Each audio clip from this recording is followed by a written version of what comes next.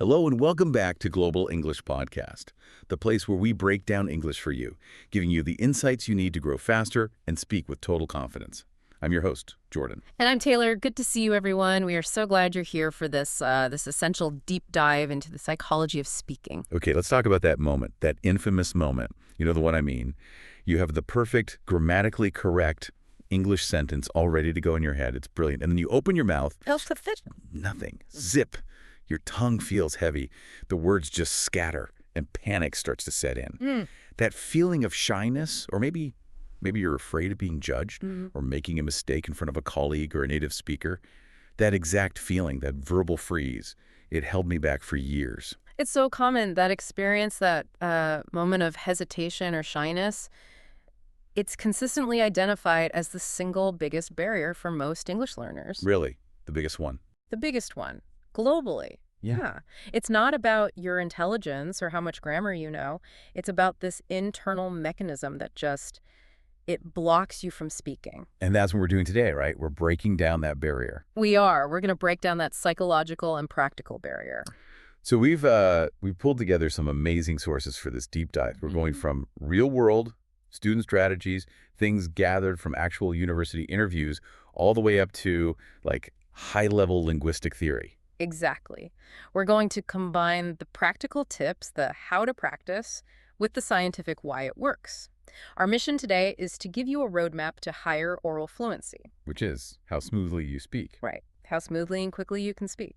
And we're going to do that by boosting your self-confidence, which is really the internal engine that makes you willing to speak in the first place. So they're connected. They're completely intertwined. The research shows that higher self-confidence it's the prerequisite. You need it before you'll even try the speaking activities that improve your fluency.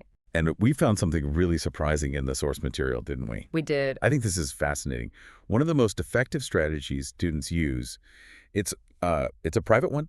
It involves talking to yourself. We're going to explain why that works. We'll look at the motor skills, the cognitive load, all of it. And we're going to unpack a core idea from the famous linguist Stephen Krashen.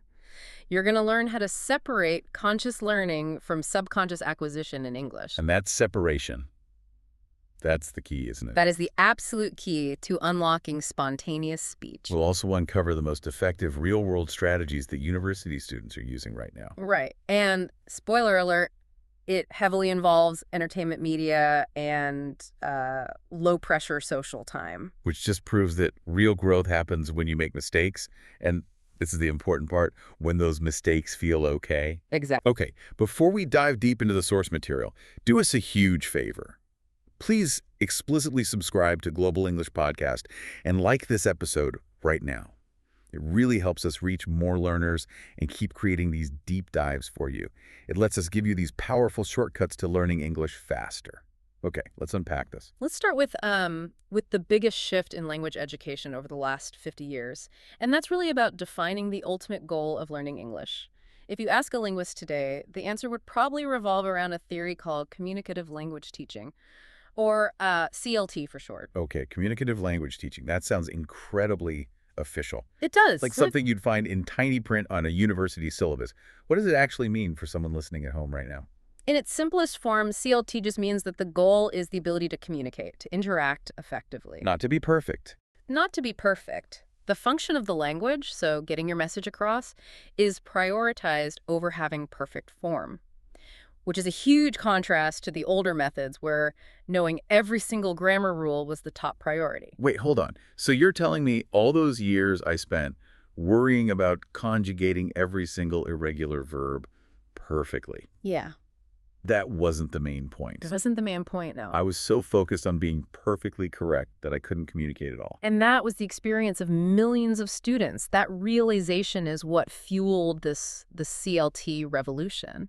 So the theory itself, it came about in the 70s and 80s. Yeah, because the traditional methods they were frankly failing a lot of people. Why then, though? What was happening in the world that made everyone realize the old way wasn't working? Was it just an academic thing? Oh, no, not at all. It was driven by larger forces, absolutely.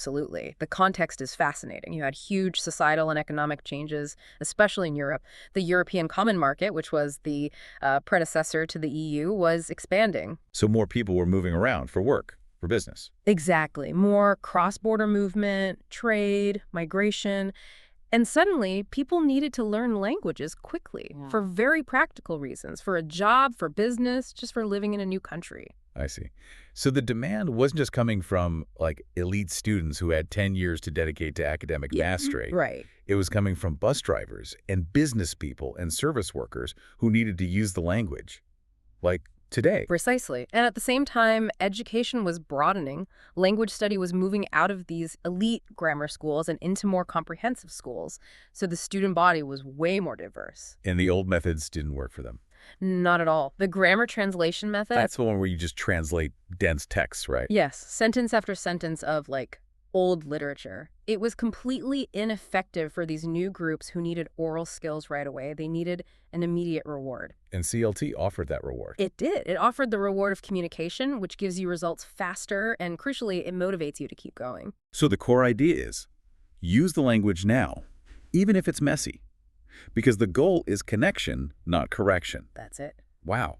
That instantly lowers the pressure, which is exactly what we need to build confidence. Exactly. And this entire philosophy, it goes back to a key linguist named Del Hymes. Back in 1966, Hymes coined this term, communicative competence. And he basically redefined what it means to know a language. Communicative competence. Okay, that sounds so much richer than just linguistic competence. It is. Linguistic competence, which was championed by people like Noam Chomsky, that focuses on the structure. Grammar, vocabulary, syntax. The rules. The rules. Hymes said that's only half the battle. You also have to know how to use those rules appropriately in different social situations. Okay, so he broke it down. He did. He introduced 4 key components to really define what communicative competence is. 4 components. Okay, let's dissect these, because if you understand them, you understand what you're actually aiming for when you learn. So the first one is grammatical competence. This is the one we all know. It's mastery of the linguistic code. Vocabulary, pronunciation, sentence structure. Yep. The basic rules of the language. Got it. That's the foundation. What's number 2? The one that makes it social. That's sociolinguistic competence. This is a knowing how to use language appropriately in different social settings. Like knowing when to be formal versus informal. Exactly. Knowing when you can use slang with your friends versus polite, formal language with your manager. Or, cultural norms like taking turns in a conversation. You might know how to say, "Give me the report now." Which is grammatically perfect. But sociolinguistic competence tells you to say, "Would you mind sending over the report when you have a moment?" That's so important. A perfect sentence can still be rude if the context is wrong. Okay, what about when you get stuck, you don't know the word? That brings us to component number 3, strategic competence. This is your toolkit for managing conversations when things go wrong. Like paraphrasing, maybe. Using different words. Exactly. Paraphrasing when you forget a word. Using gestures, asking someone to clarify. It's the ability to keep the communication moving forward, even with roadblocks. That one is the confidence booster. It is. It tells you, hey, it's okay if you forget the word, just find another way around the problem. Okay, and the last one. The last one is discourse competence.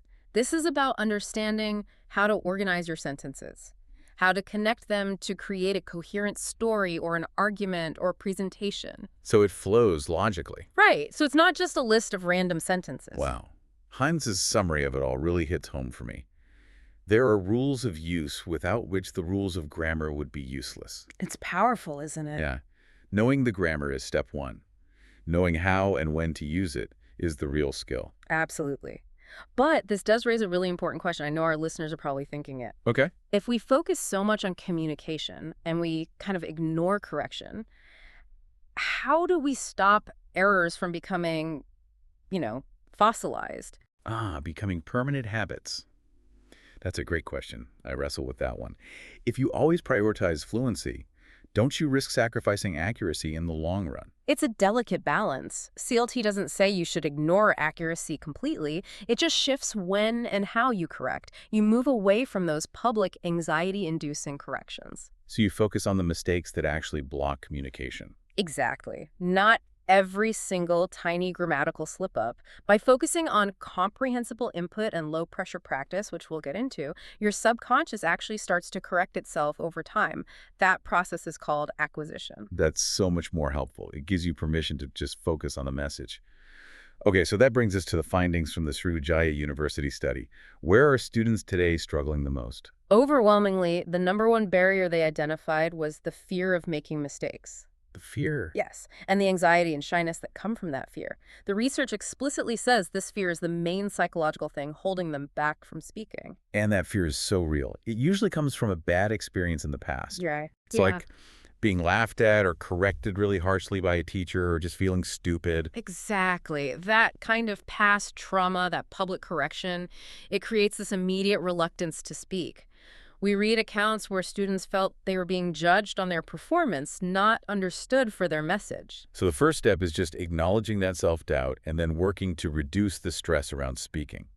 By changing the environment and by changing your mindset. Okay, so we've nailed down the core psychological problem. It's anxiety, it's fear of correction. Let's pivot now to the practical steps.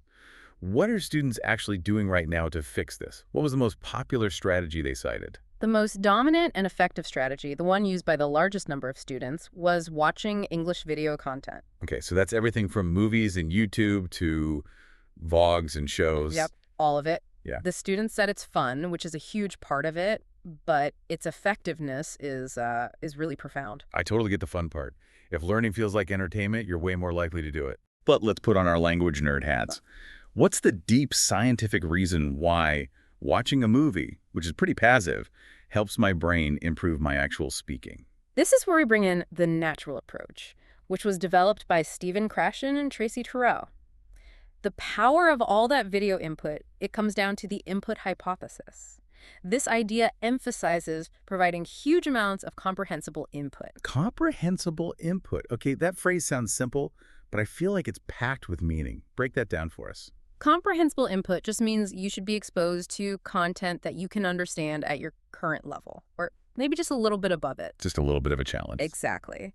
Krashen calls it the I plus $1 level. I is your current language competence, everything you already know. And the +1 is the new stuff. The +1 is that slightly challenging, but still understandable material that you need to actually make progress. Okay, so if I is my current level, the material can't be so easy that I'm bored, like reading a children's alphabet book. Right. But it also can't be so difficult, like a technical physics journal, that I just give up. Precisely. If it's too easy, you don't grow.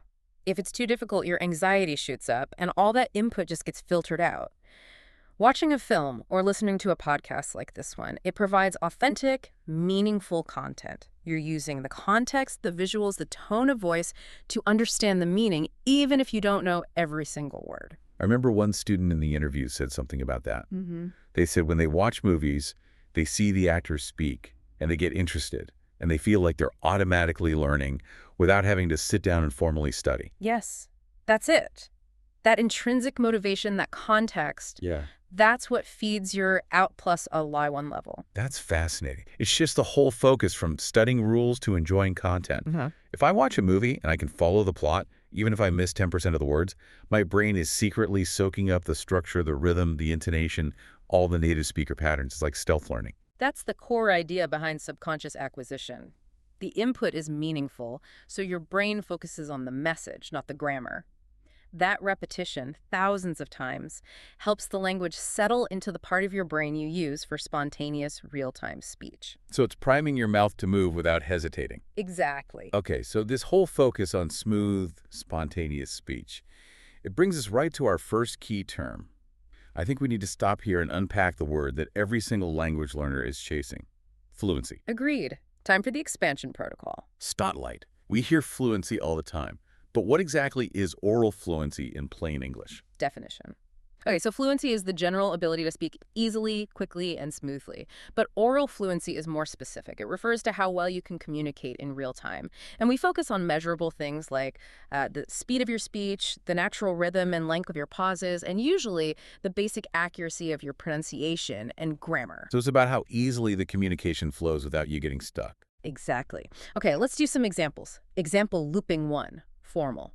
After months of dedicated practice using authentic video sources and transcription exercises, her diplomatic presentation demonstrated remarkable oral fluency, allowing her complex policy arguments to be delivered without a single major pause or verbal stumbling block. Okay, very high level. Now for a more casual one, example looping 2, casual.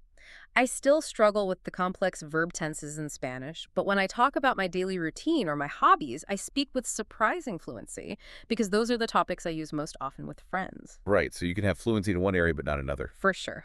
And now for a weird one. Example looping 3. Funny weird. The newest chatbot tried to engage in philosophy, but its replies lacked any recognizable fluency. It kept stopping every 3 seconds to calculate the optimal emotional I response. think I've met a few people like that at parties. Okay, ready for a role play. Let's do it. Scenario role play. Skit. Oh man, I have to present my new project plan to the investors tomorrow, and I'm terrified. I'm going to speak too fast or forget my words or just freeze up. Hey, slow down. Don't worry about speaking perfectly fast like a native speaker. Just focus on clarity and on maintaining a smooth, consistent rhythm. Focusing on steady oral fluency is much more impactful. It sounds more confident than just trying to rush through everything. Yeah, okay, good advice. And for collocations, when we talk about fluency, we often use action verbs and descriptors. We talk about things like achieving fluency, improving fluency, or maybe someone is lacking fluency. You could describe speech as fluent and natural. Or say someone has developed their fluency quickly. Exactly. Okay, so we've established that constant, comprehensible input is the fuel. Right, for acquisition. Now let's look at the second major step, which the students all talked about, moving from that passive input to active output, the practice phase. And they highlighted two very different environments for practicing, but both of them are all about reducing pressure. Let's start with the really personal one, talking to yourself. I admitted earlier I used to feel kind of silly doing this, but the research completely backs it up. So why is speaking alone, say in front of the bathroom mirror, so much more effective than just reading a textbook silently? It's effective because it hits two critical targets at once. First, like you said, it's a zero pressure zone that keeps your affective filter, that mental barrier, low. But maybe more importantly, it helps with motor skill development. Motor skill? Yeah, speaking is a physical skill. It's a motor skill. It involves coordinating your lips, your tongue, your vocal cords, your breath. Ah, so it's like practicing a musical instrument or a sport. Right. My mouth actually needs to rehearse. Exactly. When you're forced to speak spontaneously in a high-pressure situation, your brain is doing so many things at once. It's trying to recall grammar rules, it's monitoring for errors, it's formulating the thought, and it's managing the physical act of speaking. That's a huge cognitive load. It's exhausting just thinking about it. Right. So when you practice alone, you strip away all that pressure and monitoring. You can focus purely on the motor output. On just making the sounds and getting the rhythm right? Yes. You're practicing pronunciation, rhythm, sentence flow. And that repetition, it builds the physical habit, which makes it easier to retrieve those patterns spontaneously later on. That totally explains why students said things like speaking in front of a mirror or repeating dialogue from videos or even singing English songs worked so well for them. They're just building muscle memory for their tongue, but in a totally low-risk setting. It's basically a secret rehearsal before the big show, and the sheer amount of practice you can get. Some students said they practice daily this way. You can get way more minutes of focused practice alone than waiting for your turn in the classroom. Exactly. Okay, now for the second environment, the social one. I know a lot of learners, myself included, feel way less pressure if they're with their peers instead of talking to a teacher or an expert. And that's the second key strategy, learning and interacting with friends. The students in the study found that practicing with trusted peers really helped to reduce their fear and shyness. It's a supportive environment. It is. It encourages you to be more active and you get correction, but without that heavy weight of academic judgment. The whole context shifts from an evaluation to a collaboration. The friend group becomes like a safe testing ground. Right. It's a comfortable atmosphere, you can have natural discussions, and you get gentle correction when you need it. And some students even took this a step further by mixing practice into things they were already doing for fun. Like online gaming. Right. They said they use games where you have to communicate spontaneously with other people to win. Which is such a brilliant way to trick your brain into practicing. It's the ultimate way to prioritize communication over perfection. I mean, if you're trying to defeat the enemy in a game, you completely stop thinking about whether your grammar is perfect. Yes. You just focus on getting the urgent message to your teammate, he's behind you. Exactly. When the environment is low pressure, whether it's talking to yourself or to trusted friends, you're so much less worried about being judged. And that fear of judgment, that's what we call self-consciousness. Okay, here's our next one, spotlight. I want to unpack the word self-conscious. I know it means feeling nervous, but Yeah. how is it different from just being aware of myself? That's a great question. To be self-conscious means you feel overly aware of yourself. Specifically, you're focused on how others might be watching you or evaluating you or judging you. And it leads to feelings of awkwardness or shyness or hesitation. So when I'm speaking English, it means I'm focused more on my performance, my accent, my grammar, than on the actual conversation. That's the perfect definition. Your focus is on your performance, not your communication. Okay, let's do some examples. Example looping 1, formal. She was visibly self-conscious about presenting the data to the board, but she managed to put those feelings aside and deliver her crucial analysis effectively.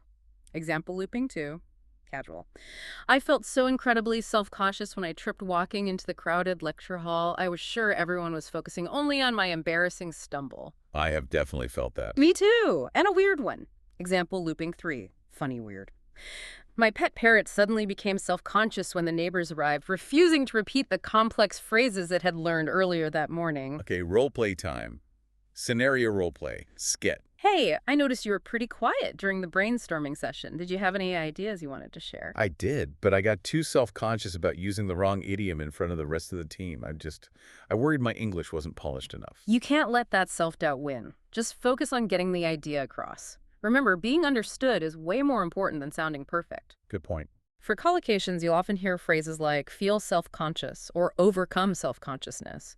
Or you might be self-conscious about a particular habit or your accent or a mistake you made. It's that intense inward focus. Exactly. Driven by fear of what other people think.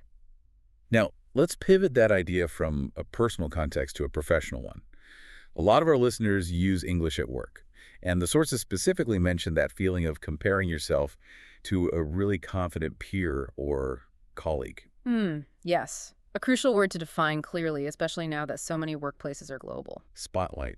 Okay, when exactly do I use the word colleague instead of, say, friend or coworker? Definition. A colleague is specifically a person you work with, especially in a professional, academic, or business setting. They're your peers in your career. You're defined by shared professional duties or goals like working on a project together or meeting a quarterly deadline. So coworker is a bit more general and colleague is more professional. Generally, yes. Colleague often implies a similar level or profession. Let's do examples. Example looping 1, formal. My esteemed colleague from the New York branch and I successfully collaborated on restructuring the client service agreement. Example looping 2, casual. I'm grabbing a quick lunch with my colleagues from the marketing department today. We need to discuss the campaign deadline. Example looping 3, funny weird. I've started teaching my office plant how to water itself, and while it hasn't quite succeeded, I still consider it a very quiet and thoughtful colleague. I like that one. Okay, role play. Scenario role play. Skit. I have a huge problem with the new budget forecast, but I'm really nervous to bring it up in the big company-wide meeting. Don't bring it up cold. First, go ask a trusted colleague in the finance department. Discuss the issue with them privately. It'll lower the pressure, and you can make sure your data is solid before you present it to management. That's smart. And for collocations, you'll hear common pairings like work colleague, a trusted colleague, a female or male colleague, or you might consult with a colleague. Got it. It's all about that professional, peer-level relationship. Okay, so we've covered the external strategies, input, and low-pressure practice. But the most important factor for long-term success is internal. It's your mindset. Right. Confidence is built from the inside out. We saw this so clearly in the student interviews. They said internal motivation and self-management were critical for building their confidence, especially when they were facing a tough conversation alone. And they do this through positive self-talk and affirmations. Exactly. The students literally reported consciously telling themselves things like, it's okay to make a mistake, you can do it. Or they would actively convince themselves that people won't care too much if I make mistakes. That proactive management of your inner critic, that's what allows you to move forward even when you're scared. And this is all about adopting a growth mindset. Yes. It's the conscious choice to stop saying, I'm bad at this, which is a fixed mindset, and start saying, I'm improving through effort, which is a growth mindset. It is. The human brain is a pattern recognition machine. If you focus on failure, your brain will find proof of every tiny mistake. But if you focus on progress and effort, Your brain finds proof of your growth. So confidence isn't about not being afraid. No, it's about deciding to move forward with the fear, trusting that your effort will pay off. And this internal focus, the emotions, the motivation, the stress, it brings us right back to Stephen Krashen's theory. It does. This internal mindset links directly to the concept of the affective filter. Spotlight. The affective filter. Yeah. Okay, that sounds so academic. Can you explain what that big phrase means in simple English? Yeah. How does it connect directly to my anxiety? Definition. Okay, the affective filter is a theoretical mental wall. Think of it as an emotional barrier. It's caused by negative feelings like high stress, extreme fear, intense shyness, low motivation. Oh, all the bad stuff. All the bad stuff. When this filter is high, it acts like a giant mental dam. It blocks new language input, even good comprehensible input, from reaching the part of your brain that acquires language. So even if I'm listening, I'm not learning. Exactly. But when the filter is low, when you're relaxed, motivated, and open, the language acquisition process happens easily and efficiently. Okay, here's a formal example. Example looping 1, formal. To optimize foreign language education in the refugee center, administrators focused on creating a trauma-informed and supportive environment strategically crucial for lowering the student's affective filter. And a casual one. Example looping 2, casual. I tried to practice my French with the exchange student, but she was staring at me so intently that my stress level went through the roof. My affective filter went so high that I couldn't even recall simple greetings. Oh, that is so relatable. And a weird one. Example looping 3. Funny weird. My pet hamster's affective filter is permanently raised. Every time I try to teach him the alphabet, he just runs back into his little plastic tube, blocking all educational input. Okay, let's role play it. Scenario role play. Skit. I notice you stopped participating in the high-level strategy meeting as soon as the chief of staff asked you a direct question about your figures. Yeah. The sudden pressure, plus my fear of mispronouncing a technical term. It just shot up my affective filter. My brain totally locked up. I need to figure out how to mentally calm down and lower that filter next time. For collocations, we usually talk about lowering the affective filter, raising the affective filter, or having a high or low affective filter. Your goal as a learner is to find environments like talking to friends or watching fun content that naturally keep that filter low. And that filter, that's what separates just trying hard from things becoming automatic. You mentioned Krashen's core idea earlier, the strict separation between the two types of knowledge.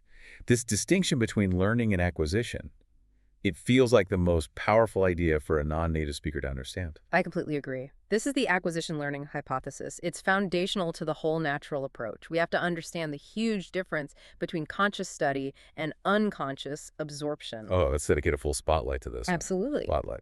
Okay, let's talk about acquisition. How is it fundamentally different from just learning something?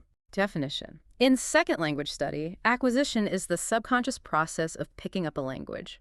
It's natural, spontaneous, and implicit. It's like how a child learns their first language, just by being exposed to tons of meaningful, comprehensible input and using it for real-world communication. And that's different from learning. It is. Learning is the conscious, formal study of rules, memorizing grammar tables, consciously applying syntax rules. And Krashen argues that only acquisition leads to fluent, spontaneous, unmonitored language use.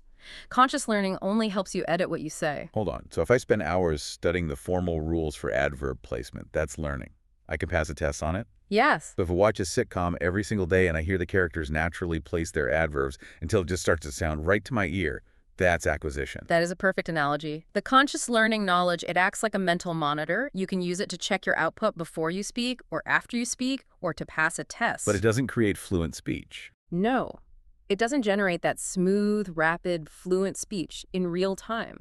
Only the subconsciously acquired language, built up through massive exposure to low-filtered input, allows you to speak easily, without hesitation, and with real fluency. So when I speak spontaneously, I'm using my acquired knowledge, not my learned rules. That's the theory, yes. Let's do some examples. Example looping 1, formal. Through extensive immersive experiences and contextualized reading in an authentic cultural setting, the graduate student achieved rapid second language acquisition, demonstrated by their immediate ability to spontaneously debate complex historical subjects. Example looping 2, casual. I realized I had achieved a breakthrough in my Italian acquisition when I started dreaming in the language and responding to simple questions automatically without needing to translate them in my head first. That's the dream, literally. It is. Example looping 3, funny weird. The corporate manager tried to speed up the staff's English acquisition by forcing them to listen to 5 hours of training videos daily, but all it did was raise everyone's effective filter. Sounds like a terrible manager. Okay, role play. Scenario role play. Skit. Wow, your confidence and your speed have improved so much. Did you spend your whole holiday studying every single grammar rule in the textbook? No, I changed my strategy completely. I stopped stressing about conscious learning. I just focused on listening to English language audiobooks and podcasts about topics I actually enjoy. That helped me with subconscious acquisition, and now the language flows more naturally without that monitor getting in the way. Smart. For collocations, you'll hear terms like language acquisition, first or second language acquisition, or we talk about methods that facilitate acquisition. It is the highest goal for a serious learner because it means you've achieved true automatic competence. Okay, wow. We've established a huge theoretical framework, the power of input from videos, which leads to acquisition, the need for low-pressure practice with friends or in the mirror to lower that affective filter, and the critical internal mindset, the growth mindset. Now let's get really practical. What about consistency? How often do the most successful students actually practice? Consistency is. It's everything. It's non-negotiable. The research is so clear on this. The most successful students reported practicing daily. Every single day. Every day. And this wasn't always formal practice. It included academic use in class, of course, but also all those crucial informal things. Talking alone at home, playing games with friends, just discussing topics with their peers. So they're building their fluency muscle literally every day. That makes so much sense. It's how you build confidence in any skill, right? Small, reliable, consistent action. Absolutely. There was this one student quote that just summed it all up. He said, "I play games every day, so I talk every day." He linked the fun habit directly to his daily language output. He did. And another student emphasized the self-talk strategy, saying, "I think every day I will speak English. Sometimes if I don't have any friends, I can speak with myself." This self-driven, super frequent practice, it builds confidence gradually because you start to feel consistently prepared and less nervous over time. I think that's such an important takeaway for everyone listening. Daily, 5-minute bursts of comprehensible input or low-stakes output.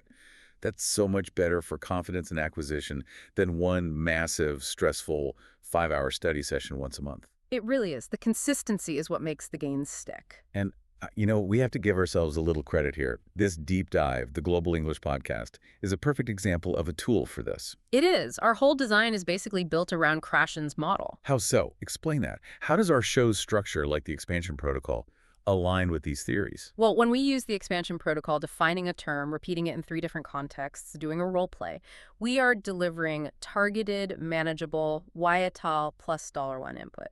That just above your level content. Exactly. We're giving you language and vocabulary that's maybe a little challenging, but we make it comprehensible through immediate contextualized repetition. You don't have to consciously learn the definition. You acquire it through varied exposure. And the conversational style, the friendly tone, the humor we try to use, that's all designed to keep the effective filter low. Precisely. We're aiming for a low-pressure environment where you can absorb new information without the stress of an exam or the judgment of a classroom.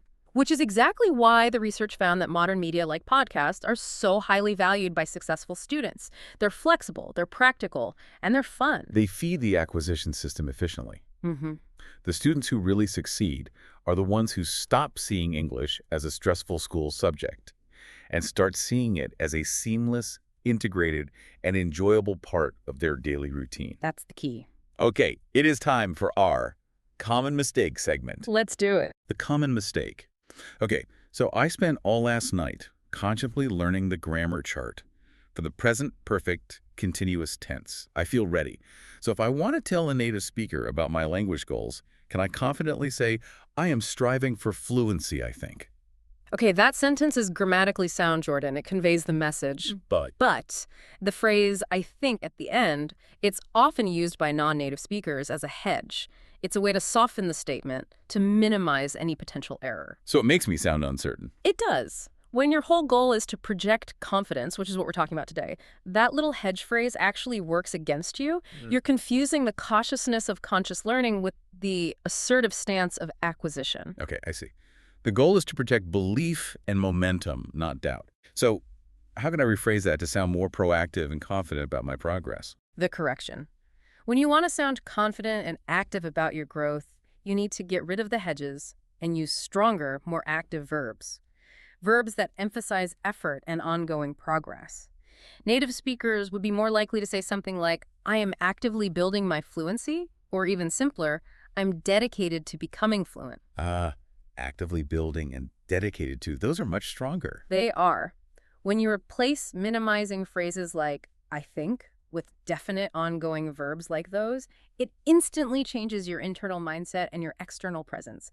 Confident verbs convey belief, even if you're still on the journey. I love that. All right, to bring everything together, let's test our confidence and our memory with a quick pop quiz. We covered 5 big terms, but let's just know the 3 most powerful theoretical concepts that directly impact your ability to speak. I am ready. Let's see if my subconscious acquisition was firing on all cylinders today. Fantastic. Okay, question 1. What is the name for that mental wall, that emotional barrier caused by stress and fear that blocks new language from being acquired? That is the effective filter, and the goal is to keep it low by seeking out fun and low-pressure practice. Spot on, perfect. Question 2. Which term describes the subconscious natural process of picking up a language, like a child does, which is the actual key to spontaneous, fluent speech? That's language acquisition. Yeah. It comes from massive, comprehensible input, and it's totally separate from conscious grammar learning. Exactly right. Okay, final question, question 3. What is the word for the ability to speak easily and smoothly, focusing on things like speed, natural pauses, and rhythm? That is oral fluency.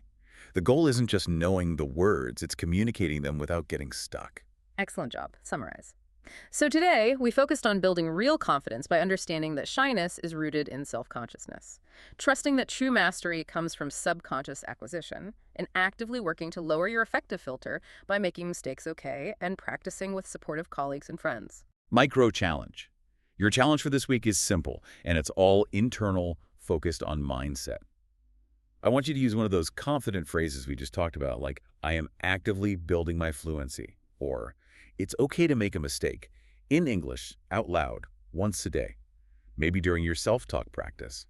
And if you feel brave, try sharing your confident phrase in the comments below. Remember, confidence is not some magical gift you wait for. It's a skill. It's a muscle that you build through consistent action, intentional mindset, and the low-pressure environment you choose for yourself. Stop waiting for perfection. Start showing up now. Mandatory CTA 2. And don't forget to like and subscribe to Global English Podcast. We are so grateful for your support, and we are thrilled to be part of your growth journey. We really hope this deep dive gave you the tools and the confidence to take that next step today. I'm Jordan. See you next time. And I'm Taylor. Bye.